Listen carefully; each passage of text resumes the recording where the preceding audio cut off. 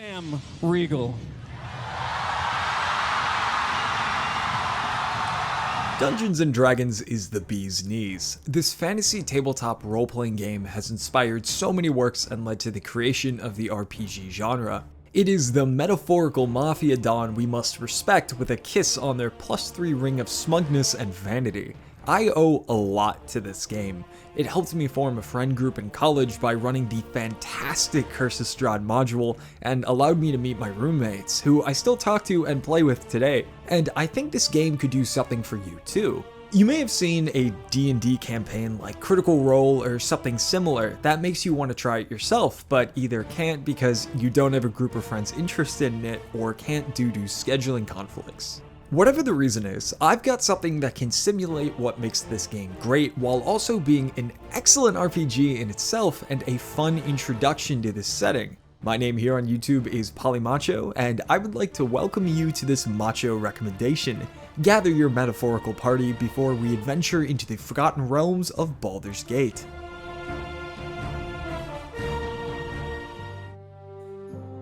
The biggest appeal of Baldurs Gate 1, and what I would say is its strongest aspect, is its freedom.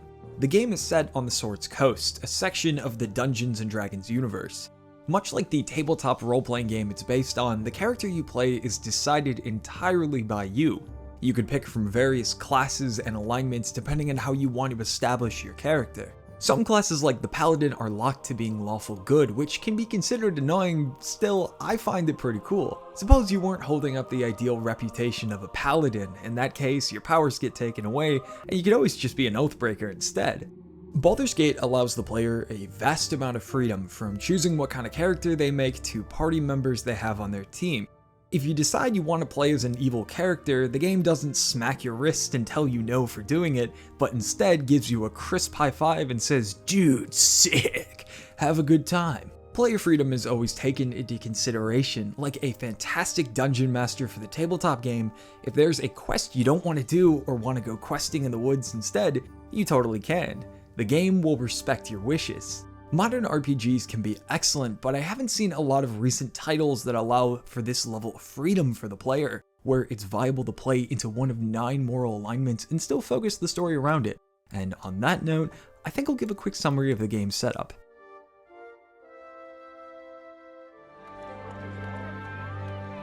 Baldurs Gate starts in the sleepy walls of Candlekeep, a fortress storing knowledge of ages past. Your character is the foster child of Gorion, a sage that was once an adventurer back in the day. This morning, Gorion has asked you to gather your things as the two of you will be going on a mysterious journey. Your childhood friend Emwyn somehow seems to know about the trip but wishes you the best. As the two of you prepare to leave, Gorion informs you that if you are separated, you are to look for a couple named Khalid and Jahira at the Friendly Arms Inn. Suddenly, the two of you are stopped by a man encased in a terrifying suit of armor named Saravok. The man demands Gorion to hand you over. Gorion, being this strong parental figure, refuses such a request and tells you to run as fast as your legs can carry you. You escape the carnage as spells are lobbed across the area. At dawn, you are alone. The birds are singing, the sun is shining, and the closest person you've had to a parental figure is killed. But before the shock can set in, it appears you weren't really alone. Emwyn has followed you from the keep to make sure you're okay, and with that, the adventure can begin in earnest. Your only lead is to the Friendly Arms Inn.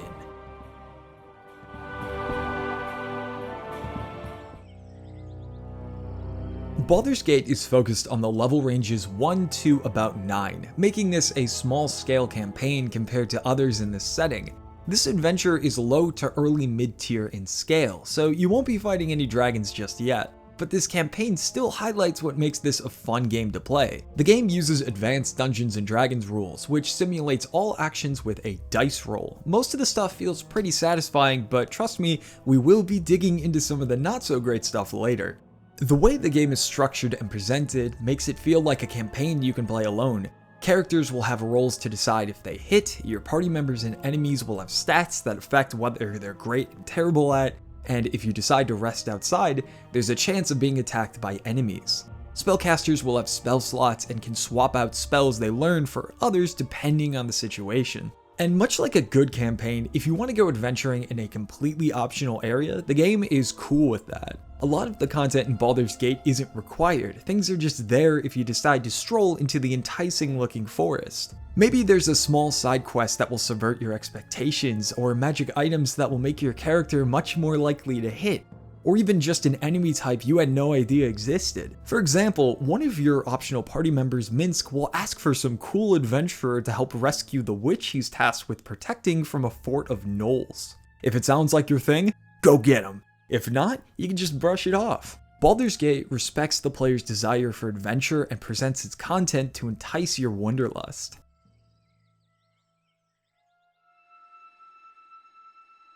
A strength Baldur's Gate had back in the day when it first came out in 1998, and one that is added as time has gone along, is its expanding universe from its books, lore, games, and other media in the setting. This game allows the player to play in a setting that has been expanding for decades. Deities and factions are constantly referenced, even important characters like Volo or Dritz make fun cameo appearances that let you feel like you're a part of this storytelling universe.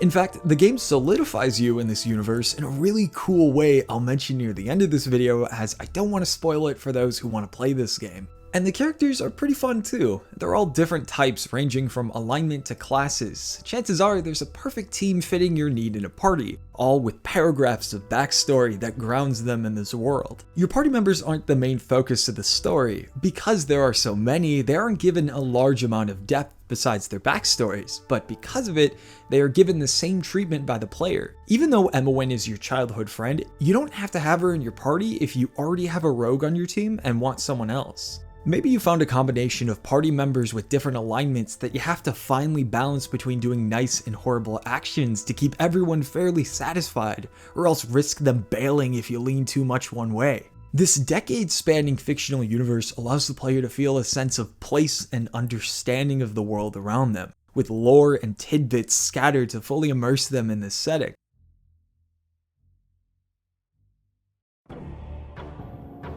Okay, so I've gone into the aspects of what makes this game fantastic from a player's freedom and adventuring sense, but how do you play it?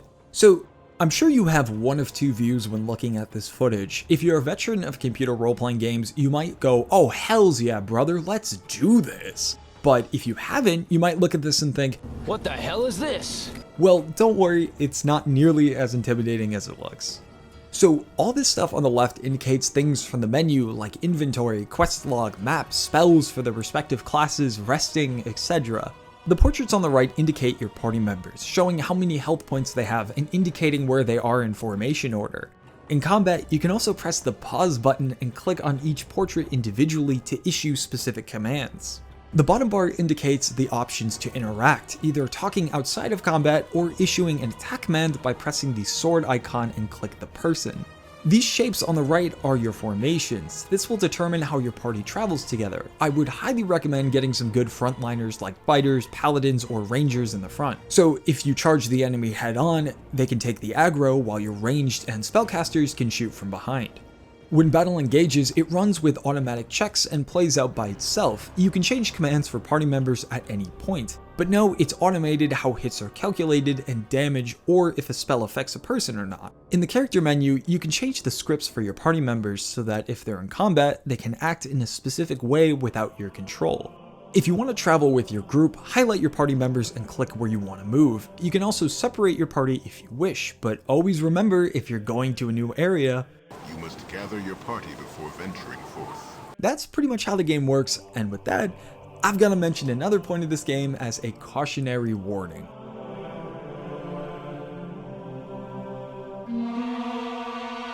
So before you put on your mousepad of aiming and pour a cup of a caffeinated beverage of dehydration +1, keep this in mind. Baldur's Gate uses the 2nd edition rules of Advanced Dungeons & Dragons, which can be pretty off-putting if this is your first time with the rule set. This can be an odd transition if you're like me and started with the 5th edition of the game. And with that, let's get into something you will notice very quickly. You are going to be whiffing hard. It's going to seem like out of 50 hits you initiate, you will miss 55. So now I'm going to unleash one of the most dangerous but necessary tools at the risk of losing viewers here: math. The game uses something called THAC0 to calculate hitting attacks. It stands for to hit armor class 0. It works by the game rolling a d20 or a 20-sided die and will either hit or miss. It hits when the specified number or higher. The equation is your THAC0 rating shown on your character sheet minus the enemy's armor class. So if your character has a THAC0 of 15 and the enemy has an armor of 4, you need to roll an 11 or higher to hit. Now here's where it gets confusing. If you're on the attacking end, the lower THAC0 score you have, the better, reducing the number you have to hit. While if you're being attacked, the lower your armor class is, the better. Because using that same formula, if your enemy has a THAC0 of 16 and you have an armor rating of -2, the equation looks like this. It cancels out because you're subtracting a negative number. Instead, it adds to the number, meaning the enemy will need to roll an 18 or higher to even hit you. Even I'm confused here, but I hope this explained a little bit of how it works. It's annoying at first, but you'll get used to it if you stick it out. So this is an older rule set, and it can feel pretty dated compared to modern standards. And in this game, because you're such low-level characters, it is very easy to die. Save your game often because sometimes the game can be a fickle and cruel mistress. Having an enemy land a critical hit on your wizard and kill them just as combat is about to finish is always a possibility. If you want to play this game but don't want to invest time into the rule set heavily, I would highly recommend playing on story mode. This difficulty bumps up your strength so your characters can actually hit targets, making your characters immune to certain high-level spells, and allowing your characters not to die in combat. Of course, this can lead to the game being way too easy. So I would say go with story mode if you're here to simulate a D&D campaign and are here for the narrative and atmosphere. If you want a bit of a challenge, I recommend going with normal or core rules. You can change it at any time unless you're playing the most challenging difficulty of the game, Legacy of Baal. Additionally, it's essential to know that this is a slow-paced adventure. You won't be leveling up constantly. It'll take maybe a few hours before you hit level 2. Much like a tabletop game, Baldurs Gate is a slow burn. For a modern audience, the pacing can be considered tedious. I know I felt that way while recording footage for Chapter 4 in the Cloakwood Forest. So you might be wondering why I'm recommending this late 90s RPG with an outdated rule system when there are other modern RPGs that are more polished and accessible. That's because 1, I think it's great to look at the past and acknowledge things a game did well and not so well. And 2, because Baldurs Gate does something so cool with its player character and narrative, I haven't seen any modern AAA RPG come close to achieving. But to articulate that, I will be spoiling the end of Baldurs Gate. Now's the time to bounce if you want to play this game blind. Thanks a whole bunch for watching this far. For those who want to know what happens or are just here to have some YouTube watch time, you all are delightful. Now let's get into it.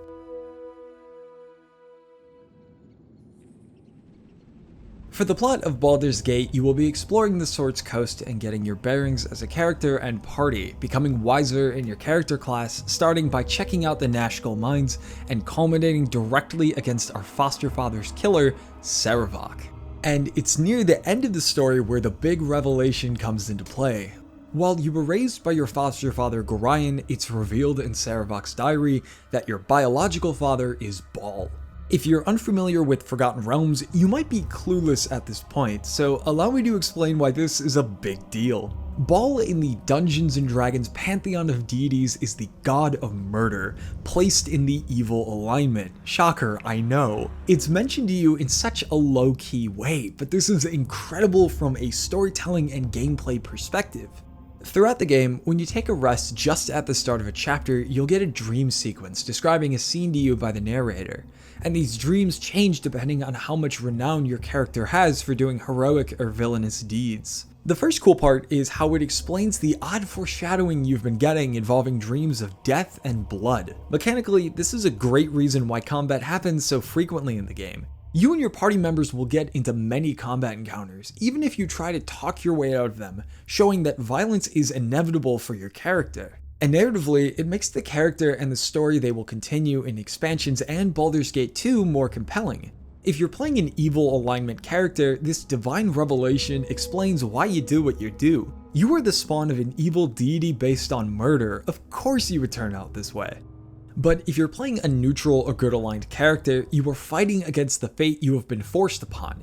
You're rejecting the path of your father, instead keeping your base instincts in check. You could be playing a lawful good paladin like I was during this playthrough, but you are always just a click away from killing anything that has the gall to stand in your way. This narrative of restraint interested me in trying out this game in the first place, because I haven't seen many RPGs that give such an incredible narrative incentive to play good or neutral as this one, or a great one if you decide to play evil. And what's interesting is that you are not the only child of Bal. What? You thought he only had one significant other in his life? You have multiple siblings, each battling for the godhood. Sarevok is one of them. The whole reason the events in this story ever happened was because he wanted his father's power. When you defeat Sarevok in the Undercity, a foreboding cutscene plays, and Baldurs Gate 1 comes to a close. A sudden and abrupt ending for sure, but considering what it leads to, it's certainly a welcome one to me. Baldur's Gate is a classic RPG that can be great to simulate the appeal of Dungeons & Dragons, while also acting as a great way to interact with a fantasy setting going on for decades and a great game overall. If you take your time with this game, you may just fall in love with it like so many others.